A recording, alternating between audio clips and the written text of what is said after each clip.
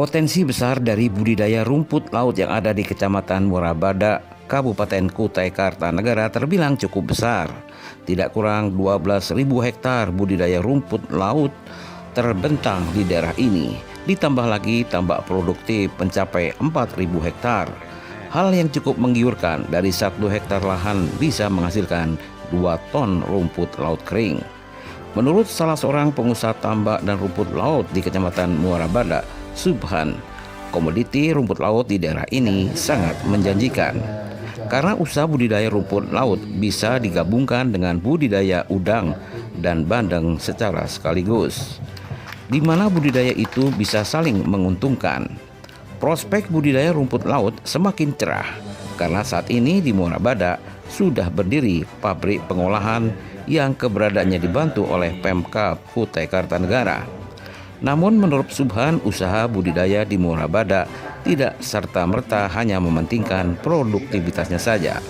Akan tetapi kelestarian hutan mangrove di kawasan pantai itu menjadi prioritas utama. Karena sumbangan dari hutan mangrove 8 kali nilai karbon yang dihasilkan. Di sisi lain masih banyak kekurangan seperti izin sertifikasi dan izin ekspor. Berbudidaya rumput laut itu bisa dengan pola polikultur. Jadi rumput laut itu bisa digabungkan dengan budidaya udang dan ikan bandeng, di mana masing-masing dari komoditi itu bisa saling menguntungkan. Rumput laut sebagai penyerap racun yang di tanah, terus dia bisa jadi penyuplai makanan bagi ikan bandeng dan udang itu, sekaligus penyuplai oksigen karena dia tumbuhan yang di bawah. Artinya masing-masing dari mereka itu saling menguntungkan, karena dari sisi rumput lautnya juga bisa diuntungkan oleh komoditi yang lain itu. Mereka memakan kelekap-kelekap yang nempel di rumput laut itu. Jadi rumput lautnya bisa lebih bersih, perkembangannya bisa lebih cepat, Pak. Sementara itu pelaku usaha lain, Bambang Susilo, menjelaskan seluruh aspek perikanan, peternakan, perkebunan, pembangunan saat ini harus berwawasan lingkungan.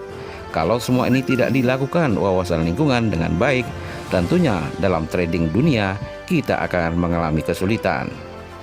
Beberapa bulan yang lalu gubernur kita diundang oleh dunia ya, di Skotlandia, Inggris Raya, untuk menerima hadiah dari dunia atas penghijauan atau lingkungan hidup yang ada di Kalimantan Timur. Nah, sekarang seluruh aspek, itu aspek perikanan, peternakan, pembangunan atau konstruksi, itu mesti harus berwawasan lingkungan. Perkebunan begitu. Kalau semua ini tidak dilakukan dengan wawasan lingkungan yang baik, tentunya dalam trading dunia kita akan mengalami kesulitan. Contoh seperti sawit.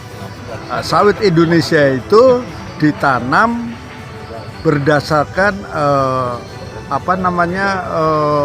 pengerusakan hutan yang luar biasa, sehingga Amerika, Eropa dan dunia itu menolak CPO dari Indonesia.